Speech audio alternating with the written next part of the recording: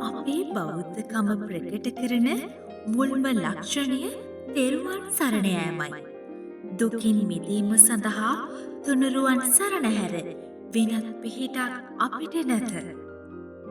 ඒ සඳහා යොමුවීමට විවිධ ක්‍රියාමාර්ග අනුගමනය කරති.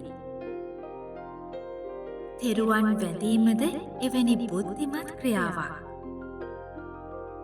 ඉතිබිසෝ ගාථාපාටය ඇසුරෙන් නවරහාදී බුදුගුණ සිහිපත් කරමු.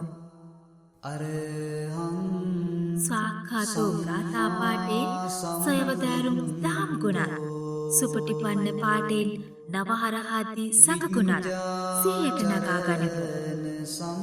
මේ තුලින් සෝවිසි ගුණ වන්දනා කරමු. ගුණ බණුවනට හිස නමා ගුණ නැන අගය කරමු.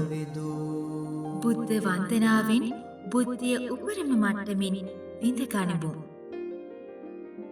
මානෙන් හෙබි මිනිසා කිසි තැනක නමීමට අකමැති හිස තෙරුවන් ඉදිරියේ නැමෙන විට අනතිමානී ගුණය වර්ධනය වේ.